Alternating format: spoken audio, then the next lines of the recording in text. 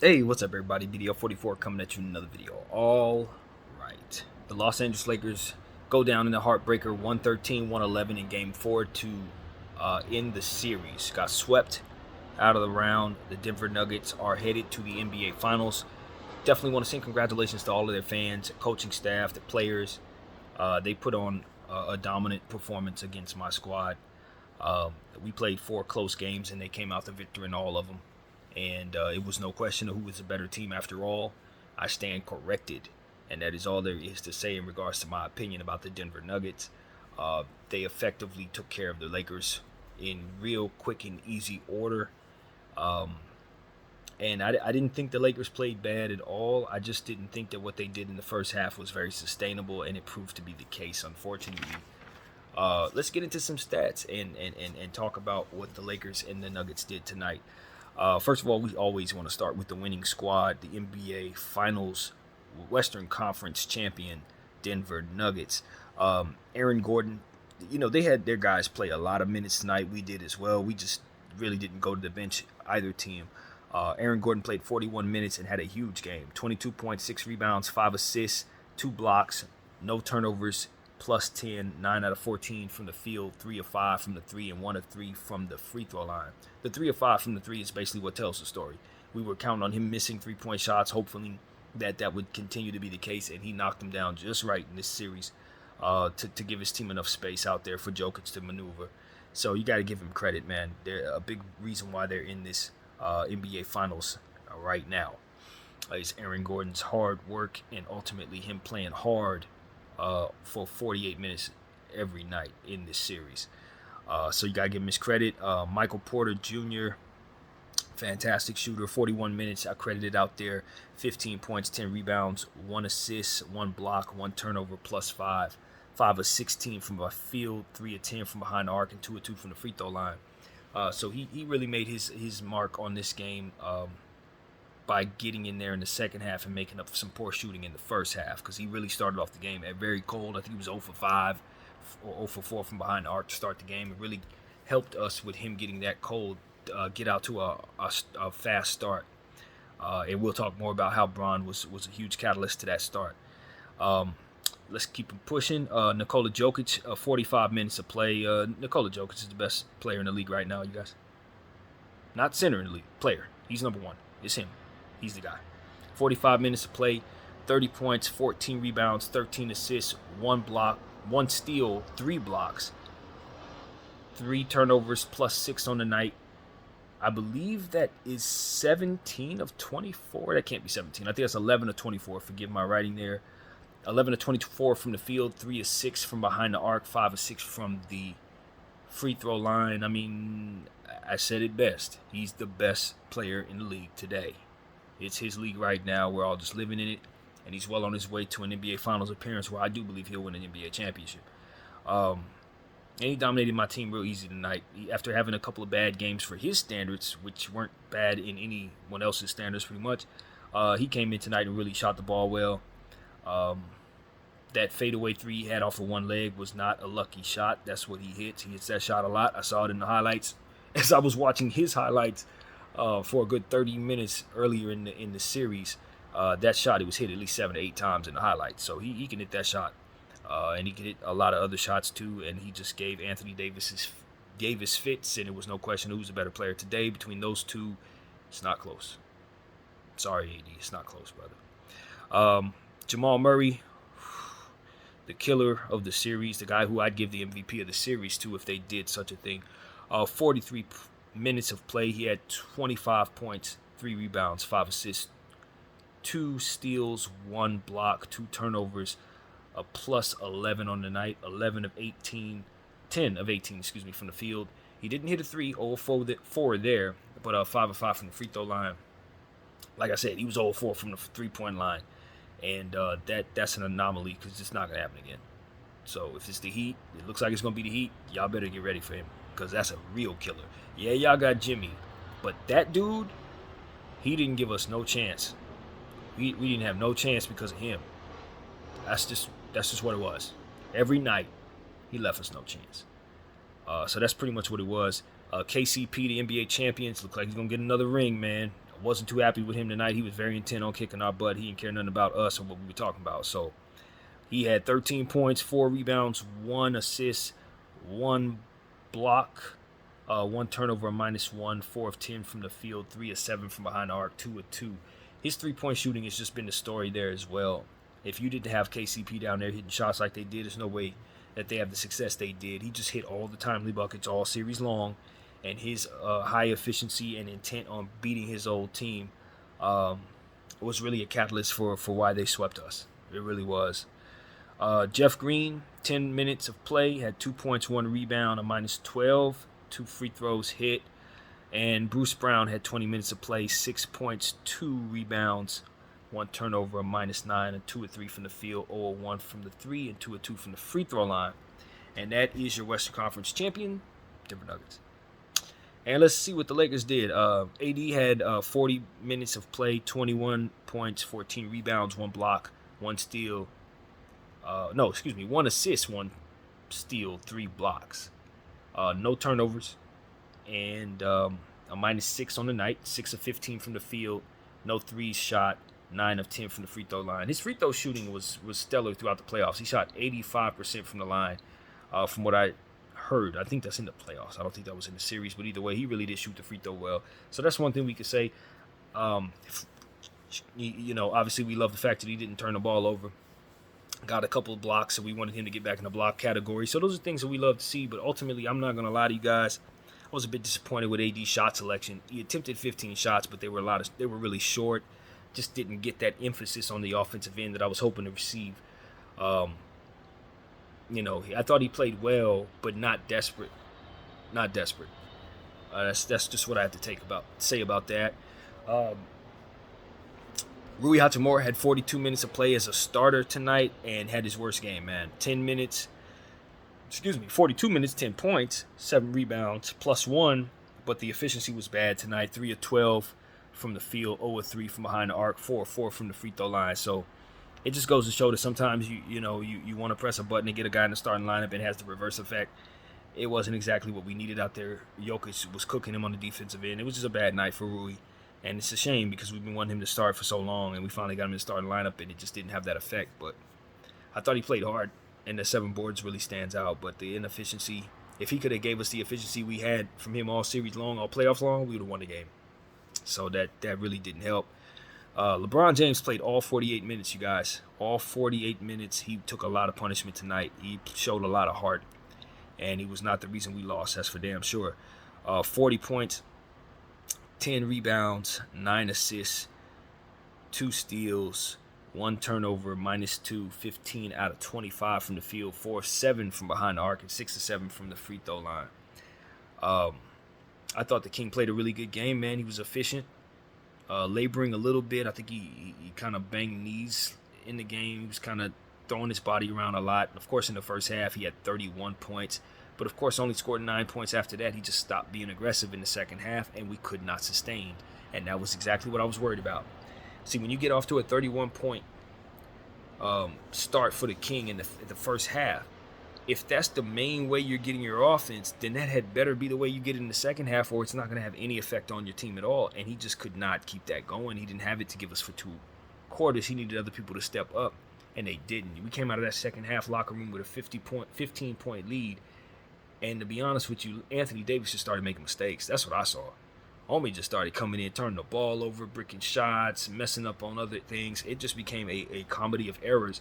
And a 15-point lead turned into a 9-point lead real quick as soon as we came out of the locker room. And then from there, they just started closing in on us, and that was it.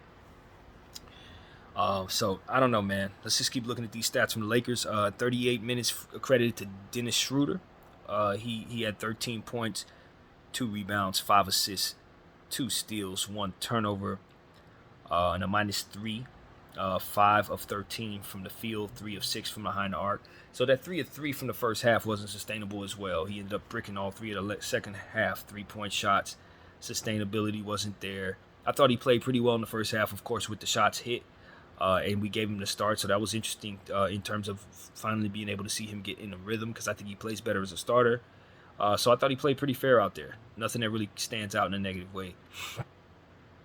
Austin Reeves had 41 minutes of play tonight, 17 points, 2 rebounds, 3 assists, 1 turnover, minus 4, 5 of 13 from the field, 3 of 6 from behind the arc. No, I'm looking at the wrong stats. Hold up. Kind of got lost there. Okay, let's start over with Austin. 17 points, 2 rebounds, 3 assists, 1 turnover, a minus 4, 6 of 11 from the field, 1 of 2 from behind the arc, and 4 of 4 from the free throw line. There we go. Got to keep them stats in line. With Austin Reeves, I thought he was pretty solid. You know, his pick and roll game really shined tonight, as always. He got into the lane a little more, cut down the turnovers. I thought he was really careful with the basketball for the most part. I would have loved to have seen him shoot the ball more from behind the arc since he was 50% there, and he's one of our best shooters. But ultimately, we did okay there. I thought he stood out in a positive way with the 17 points.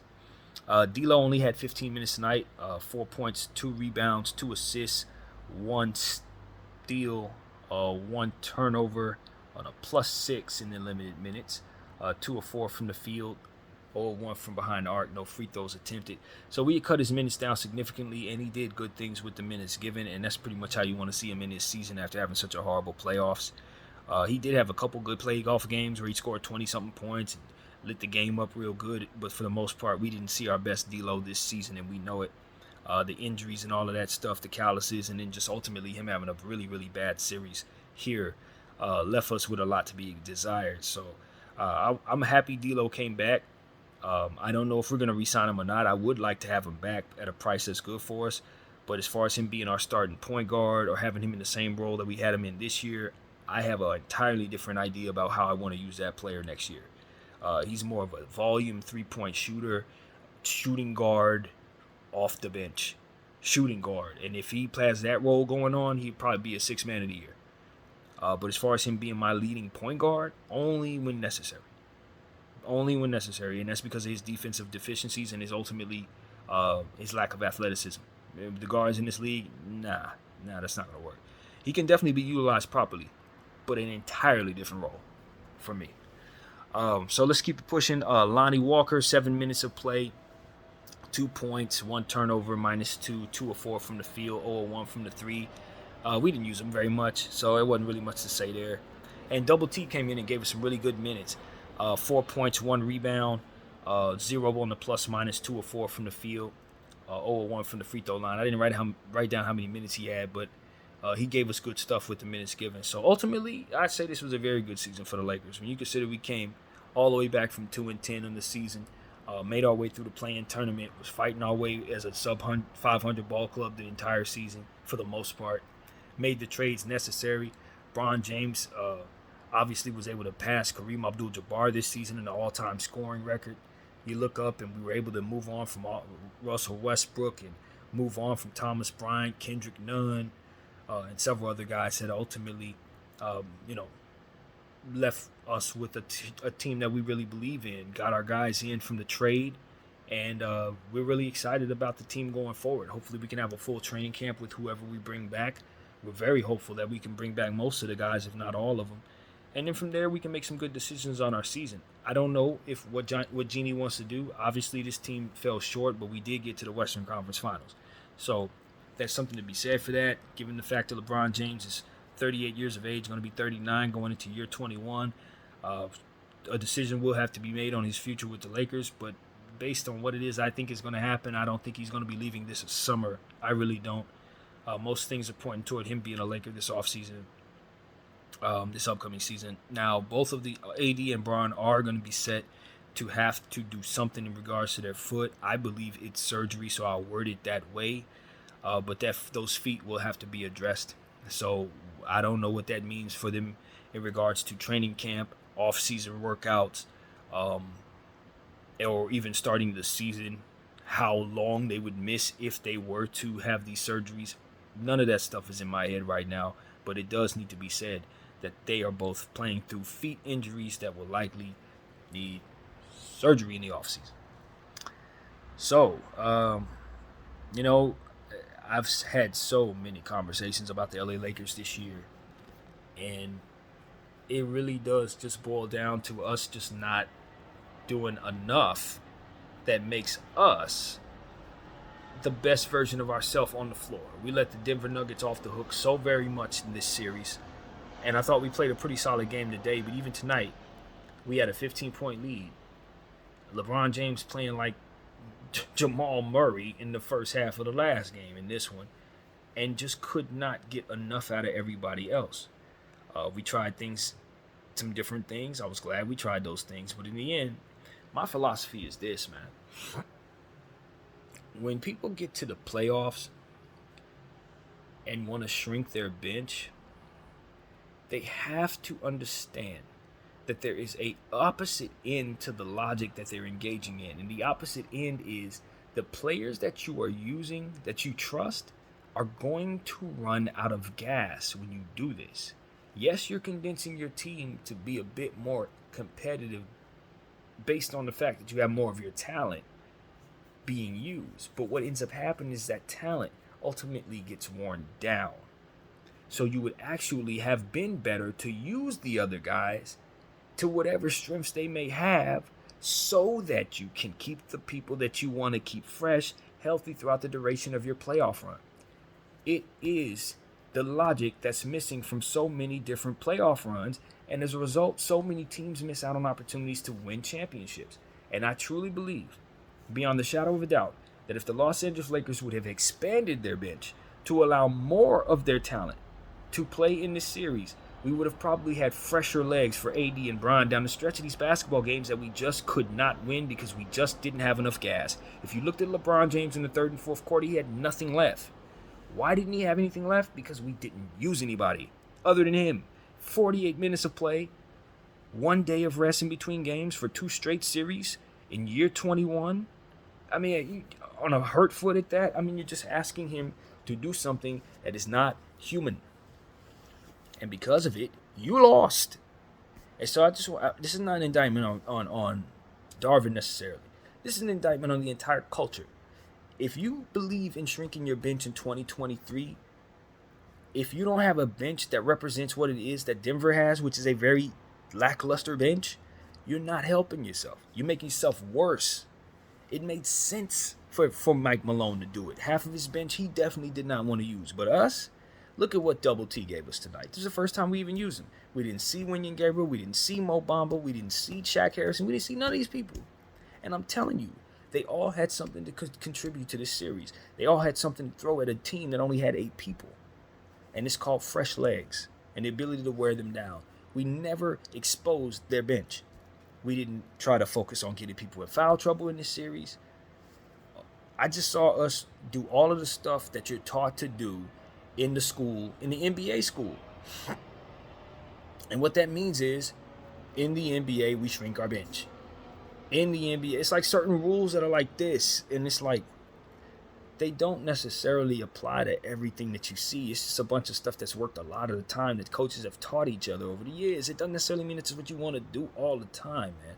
And so Darvin Ham is going to have to make a decision in regards to, great coaches know how to apply that stuff and walk away from that stuff as it matters, as it applies, bro. That's what I've learned about every protocol, with the exception of protocols in security and police.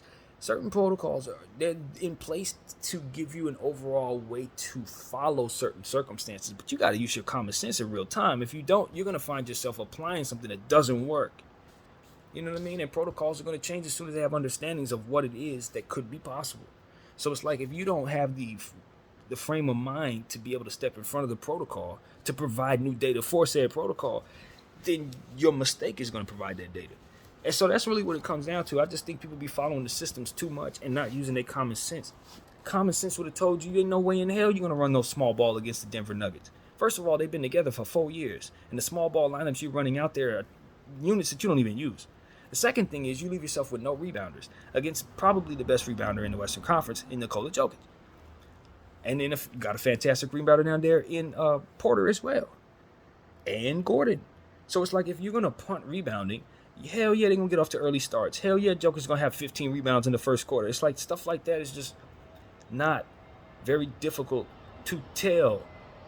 But if you're not thinking and then you're applying what you've learned to no end, like a robot, then, my friend, you're going to find yourself on the wrong side of something. that you want to be on the right side of. And Nikola Jokic, I'm telling you, these people are too smart. Nikola, Murray, coach over there, Green, them guys been around for a long time. KCP, they got championships, bro. Bruce Brown, they've been in tough situations. They know who they are. They know what they're doing. And we were a team that didn't know who we were, trying stuff that didn't work, with coaches not smart enough to run stuff that does work over and over again until the other team stops it. We kept saying, run stuff that works over and over again. In the first half, we had a play that was working like a charm. We attack from the corner, dribble drive, lay the ball up from a corner from the three-point arc. Why didn't we do that in the second half? It's like we couldn't invert the play. It was like it only works on one side of the floor.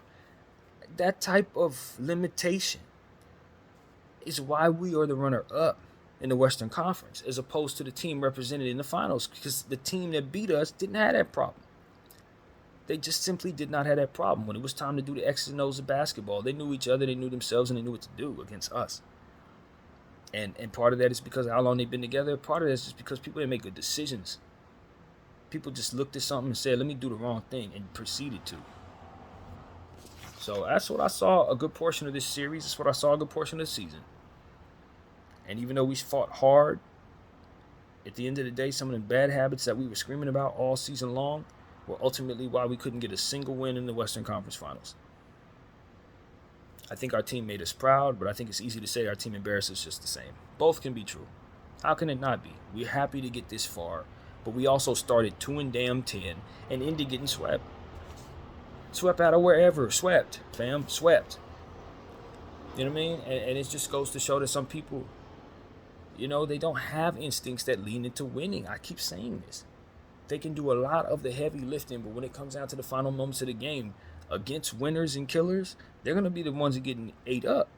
They're going to be the ones being food. And I've been pointing out all year long that our mentality about being lackadaisical, our mentality about going back to things stubbornly that don't work, about playing players because we want to give them minutes as opposed to what makes sense on the floor, and all these different things that we talked about. The way we defended the three-point line throughout the year, the way we shot the three-point line as it pertains to not having good shooters shooting it. It's a bunch of stuff that just, you do not want to carry those habits into these moments. Because when you do, you run into a team that doesn't have bad habits and you're food. It's the Lakers, man. That's what it came down to. All them damn rants all season long, and boy, were there a lot of them. Hours and hours and hours. 80 hours or more of rants that I was trying to prepare us for this moment right here. I was trying to psych us into not being this soft killer food that we are. I mean, we are sushi out here, boy. I'm telling you, sushi. When you consider the fact that we played 4 straight close games and couldn't win a single one of them against the same damn squad, it's just hopeless, man. And when you consider how it all panned out, it's like, it's tough, man, because a Laker fan, you want to feel like you had a good season. But I feel like a lot of Laker fans, when I say, I wouldn't have signed up for that. Genie, Bus, I'm an ungrateful, spoiled, and ridiculous Laker fan. I truly am, man. And I self-identify that way because I understand that if I were a Timberwolves fan, this is pompous of me. If I'm a Nuggets fan, this is pompous of me. All of these teams would love to be in our position, I think. But now that I'm in this position, I want to trade with someone else. I want other things. I mean, to be honest with you, to get to the Western Conference and get swept, finals and get swept, it don't tickle my fancy, Laker fans. I'm not feeling it. I don't dig this. I'm not rolling. How do I express how I feel? I think my team didn't get it done. I looked at the roster and felt like it could. I underestimated the opponent and shouldn't, but ultimately I'm still unsatisfied with the performance. I thought that half of my team wasn't utilized to its strength and the other half just didn't show up to the moment. And really, that's unfortunate because I don't think I'm going to have the same team next year, given the fact that things are very difficult in regards to the collective bargaining agreement and re-signing people. So I just think we lost a grand opportunity. I don't think LeBron James came out soft. In the end, I think he was very, very honorable in how he approached this basketball game. I don't think he was trying to get swept. I don't think he gets swept if everybody else shows up, that kind of thing. But at the end, I just thought that the execution wasn't good for our team. And for the Nuggets, they did everything they were supposed to do. It was really more so about them being the main character in the series, heading on their way to their first NBA championship. Jokic and Murray, the modern day Shaq and Kobe. That's who they are, man. That's exactly who they are. And we just did not do what we need to do. Darvin Ham got out coached. It's not hard to tell there. I didn't think this was the worst game in regards to his coaching, but I'm pretty sure some people will pick apart some things that may be there that I didn't think too much about as I was making this particular video. But as I walk away from this, I just think the person who really stood out in this game to me was, besides Nikola Jokic going crazy and Braun with the 40, is AG. Aaron Gordon hitting 3 out of 5 threes. I mean, he's just a dagger on this particular night for me, man. He was the dagger. You just can't have him playing as well as he did on the road and expect to be able to save yourself. 9 out of 14, 3 of 5 from the 3. No turnovers, a +10. I mean, he was just really good, man. He was really good.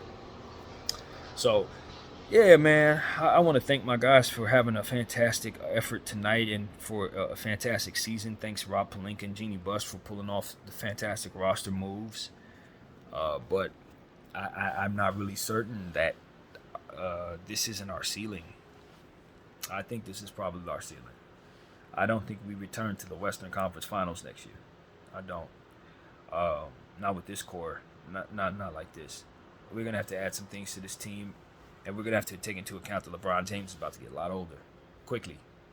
And even though he had the 40 minutes tonight, he also ran out of gas tonight in a real way.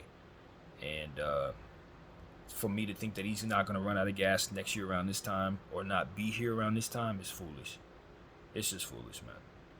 So we can do this, but my belief is not going to be very high. Not nearly as high as it was this year. You just can't keep going to 21, 22 and ask him to be the number 2 player and then ask AD to have another healthy season. It's a lot. It's a lot to ask of these guys. So I don't know what Jeanie wants to do. I don't know what's right. I'm not sitting here certain at all. I really don't know. But what I can say is my expectations for this team is not NBA championship anymore. We had that. We lost that. That's it. So that's really what it is, man. We had our opportunity at championship number 18. Hopefully Miami takes care of business to keep the Celtics from it as well. And we're out of here, baby. That's it. That's the end of the season for the Lakers. The Lakers ended up falling short in the Western Conference Finals in broomstick fashion. And I am now very curious to see how everybody else is going to react to this. Of course, I got to eat crow. I want to once again acknowledge all the Denver Nuggets fans who probably heard me talking. It is what it is, man. I said what I said. I felt how I felt. The team proved me wrong, and that's what we wait for. We wait for teams to prove you wrong. You think what you think, and then you see what you see, and you come back around and you tell people they showed me something else. They showed me something else. They proved to me that you can be as great as you need to be without a deep team, so long as you're healthy. And they pulled it off, man. They pulled off health. They outsmarted a team that they were better than, and also was able to benefit from the schedule. I think some from the Lakers were being railroaded in the second and third series of these playoffs with that 1 day's rest bull crap. It contributed to a great deal, a massive deal of what you saw there. So I don't want people to lose sight of that. I'm certainly not. That was some bull crap, schedule makers. Y'all screwed us, straight up. But that doesn't excuse some of the strategy that we use in these basketball games. I don't think that we win these basketball games if we had more rest, given how we strategize. Now, do we strategize as poorly with more time to do so? I don't think so. I think it stands to reason more time will give you more time to do what you need to do and come up with better stuff. So, no, I want to ask the schedule makers to fix that next season. Don't do that again. Give these guys at least 2 days rest between each game and mix it up. Some day 3, some day 2. All series. That's how it should be. Condensing it like this so you can hurry up and get the draft out the way so you can hurry up and out. And that's garbage. Start the season sooner if that's what you want to do. But never do this again. I don't think it's good for the players. I don't think it's good for the coaching staff at all. It's probably not even good for the TV people, to be honest with you. So let's just be real. That schedule was awful. So that is that, man. That is the Los Angeles Lakers 2022-2023 season. Swept out of the Western Conference Finals, a place they were proud to be in, but embarrassed when they got there. And that's unacceptable. Like I said, I would not have signed up for that. That's not success. Not for the Lakers. Maybe that's success for your franchise if you're another team, especially if you haven't been here in a while. But for us, nah. That is a losing season. It's exactly what it is, a losing season. And there's levels to it. If we would have gotten blown out in the play-in tournament game, this would have been a different vibe. We would have been wanting people out of here, all corners. So that's not where we're at. But we're winners, man. So losing is losing. At the end of the day, losing is losing, bro. You can win in the Western Conference Finals and get us to the finals and lose there, and we're still feeling like losers. So don't take it personal, Lakers, as I sit here with this egg on my face. But just look, because I hate the stench of falling short at the end of the season when I believe I had a championship team. I am proud. I mean, God, man. I guess for me, it's just a flaw in my character. I think Laker fans are proud. I think Laker fans are happy. I think a lot of Laker fans look at this the right way. Like they're humble, like, you know what I mean? Like they've gotten a chance to get to the Western Conference Finals and may not get it again, you know? I think for me, I'm spoiled as hell. I'm a champion 7 times over. I said earlier today that I was alive for 7 NBA championships for the Lakers, but I think it was actually 8 or 9. It depends on if we won in 85. I think we won in 85. If that's the case, I've been alive for 8 NBA championships. Only a fan for 6, though. But that's not the point. It's like, you know what I'm saying? I don't dig no losses at all. It's not that I expect my team to always provide me the championships I'm used to. It's just that I am used to it. I am very much accustomed to being at the top of the food chain, or, you know, kind of out sooner. You know what I mean? Out of here sooner. I'm used to either being really bad or really good, man. So you get this close and to be in no man's land when you get there, to not even be able to get yourself a win, you don't feel like you're close to the NBA championship. We're still 8 wins away from the NBA championships and ain't going to get nowhere near it. It's just not up to Laker standards. That's what it really comes down to for myself, man. I'm a Laker for life, and I'm used to a certain level that we're going to get in terms of intensity and fire and passion for the overall intensity of every possession. And I got it from some guys this season, but I ain't get it from everybody all season, and I guess that's how it goes, man. That's how it goes. So I don't want to pour it on too thick. I'm trying to balance myself out as a fan who's happy with the team getting this far, but cut and dry, this some bull crap. Some bull crap, fam. So take it for what it's worth. Thank the team for getting us this far. But there were some characteristics that we showed this year that I do not identify with.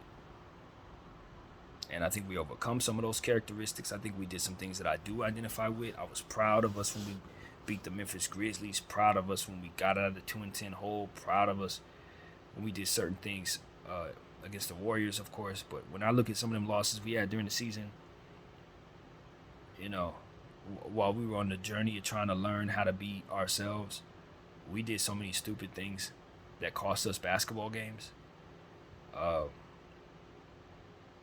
You know, stuff that we saw last year, in, you know, strategies that didn't work last year that we tried to get this year with a whole different coach. It was just a lot of stuff we made this season not my favorite season overall. It was a journey, and I definitely had a good time on our channel with this season. I think, you know, we had some fantastic games. I think I probably watched more games of the Lakers this year than I probably had in many years. So that part was really thrilling for me. But just the product and what we saw this year in our unit, first half of the season wasn't too much fun with Russell and Beasley. I mean, excuse me, uh, you know, our guys down there that we had, Nunn and Pat Bev and all those dudes. That wasn't overly fun, but we got through it. We made them trades. I was super excited about those trades. Still am, believe it or not. I'm still very happy about that. And that's probably ultimately the best part of the season for me, is when we finally made the moves to get the guys we got. Um, that was the highlight of the season for me, man. But you don't. I think for me, it would have been a lot easier if I could have said, man, we got a Western Conference Finals, we got a couple wins, but we just couldn't get it done. It was a tough series, but we lost in 6. You want me to try to swallow not getting a win in the Western Conference Finals? You want me to see this as a good season? Brother, it's hard, man. It's hard. I can identify that this should be considered a good season, but if you want my standards on the damn season, you don't want to hear the letter grade I'm going to give it. So that's just, I'm going to spare y'all. But, if I want to give the game ball to anybody, I tell you, man, Nikola Jokic is so phenomenal. I don't think I can go too far away from giving it to him, man. 30 points, 14 rebounds, 13 assists, 1 steal, 3 blocks, plus 6, 11 of 24 from the field, 3 of 6 from the 3, 5 of 6 from the free throw. I thought he was really fantastic tonight, plus 6 overall. Murray with the plus 11, AG with the plus 10. So it could have been a lot of people, but I just feel like at the end of the day, the big boy, he was the guy I'm going to give it to tonight. Although that 0 for 4 looking kind of crazy to me, but overall, that was Murray. Jokic was 3 of 6. Never mind. So yeah, I'm gonna go with Jokic for sure, and just give it to the big fella for carrying his team home and ultimately solidifying himself as the guy in the league right now. So I don't know, man. I would have loved to have been able to have a leg to stand on in regards to all of Mike Malone's talking, but our team didn't have no fight for him, man. He bullied us, backed it up, and walked out of there without any losses. And you want me to try to sit on that for the rest of the offseason as a fan, that's going to be tough on me. That's going to be tough on me, the type of personality I have. You want me thinking about that all summer, Lakers? Yeah, that's rough, man. At least we shut up Dylan Brooks and them, though. That's easier. It's easier to know that we shut some people up. Maybe not everybody, but we did shut up some of the most important ones. Better Dylan Brooks than anybody else. And look, Dylan, LeBron dropped 40 tonight for whatever it's worth. So, yeah, man, that's the thought. That is the thought. Great overall season, I guess. I mean, yeah, it is. It's absolutely a great season. It just didn't end in the way that we can live with. That's the thought. So, yeah, man, I don't really know if I have anything more to say. This ain't going to be very compelling. It's no screaming and hollering to do. You know why? Because it ain't no tomorrow. It ain't no tomorrow. The season's over. We only scream like that when we're trying to keep from falling apart. Once the season's over, it's like, well, out of here. All right, let's start over. What we going to do now? That's where the head goes next. I mean, I think like a GM a lot of time any damn way. So this is my favorite part of the season now. It's like, all right, so Larry O wasn't close. Yeah? Okay, we're going to try to go get it next year. And this is when you start that process. So I don't know if we want to, kind of break down what we're going to be doing next year as far as speculation and stuff. I had some previous videos that I made after Game 3 that kind of give you a rundown of what I think is going to be in the year-end aspect of things. So I encourage everybody to go check out those videos I did yesterday and the day before. And I'll do more, I'm sure, as the rumors start hitting. And as my gears start churning about various tea leaves that I hear, I'm going to be active in giving you guys what I got. But the season is complete. Disappointed ain't necessarily the word. I think irritated, disgusted, rubbed the wrong way, maybe. I don't know. I just feel like this season didn't represent who I am as a Laker fan. It didn't. I thought we did some good things, but I really thought we were food majority of the season. I really did. And it left me feeling like I'm eating something nasty. You eat something bitter, something tastes bad. That's what the Lakers did to me this season. They left a bad taste in my mouth. I like our players, you know what I mean? It's not about the roster. I want Austin back. LBJ, if he comes back, I'm sure we'll be happy to have him. We're just gonna have to make sure we have more talent in the size category to keep him from having to take on bigger assignments this season and less of a load. We shouldn't expect more than 22 points from him next year. Like that, he's slowing down, man, and we got to be real about that and be real about what it takes to get a champion around him. And if we can't build a champion around him, we do have to understand what the options are for us versus what happens when he retires. We don't get no $40 million worth of cap space kicking in for a great player retiring that I know of. It would be nice if the NBA had some provisions like that to kind of help teams like us who have a guy like Bron who can be traded for 8 picks but immediately may retire. There needs to be something there to help us, but I don't know that that thing exists. So with that being the case, you got to weigh it. You got to weigh what trading him means. You'd be stupid if you don't. And I would be wrong if I didn't say it. But I'm proud that LeBron has been on my team for this many years. Got an NBA championship with him thus far. And if he's back next year, I'm pretty damn sure I'll be happy to see him here. That's a fact. So that's pretty much what it is, man. AD, like I said, I told y'all yesterday I wasn't trading AD. I did some long, hard thinking about that. His defense is not to be toyed with. But I will say this. His motor is something that I don't really like. I don't like his motor, man. I don't like AD's motor, and I'm worried about him in the offseason, as I've already stated in this video. Because if he has to go under the knife, that means he ain't going to be doing them incline workouts that I want him to do. But then again, maybe he can heal up from the surgery and get back on the court in the same amount of time as he did last year. Because you remember, he took a couple months off from playing basketball anyway and came in the best shape he had been in. So trading him could mean we're getting back a lot less than what we're sending out. So we need to be very careful with thinking of ourselves as contenders and shopping players like this. You don't be a contender if you shop AD. What you are is a rebuilding squad. So we need to be respectful of what it is that we're asking of ourselves when we talk about trading Anthony. And to be honest about what it takes to build around him and LeBron James for next season, and whether or not we have what it takes to make this team enough. Simply enough. Because I can tell you right now, it was not this season. But then again, there was a lot of stuff we didn't use that we would have loved to have used, and we can't wait to see the kids like Max Christie and Cole Swider and Scottie Pippen next year, along with Austin Reeves and Rui Hachimura, of whom I expect to be back. Crossing my fingers. So that's pretty much what it is, man. I want to thank all the guys who've been on this team who probably won't be here next year. We don't know who you are yet, but I thank you all. You gave me a good season overall, and there were some very good nights attached to it. Had some tough ones, but overall,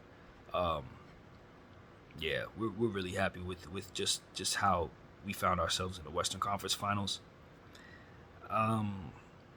So that's pretty much it, man. I really do have negative thoughts about things, but I don't have the desire to verbalize them in such a way that would make this a worse content for you guys. The season is over. The Lakers are done. The Nuggets are going to the finals, waiting for either the Heat and the Celtics, of whom the Heat are up 3-0 in their series, with the Celtics looking like they don't even want to play basketball for the fourth game. So I think the NBA Finals start on June 1st, and the Lakers won't be a part of them. So that's my long face for you guys as a loser. My name is BDO44. I thank you all for watching.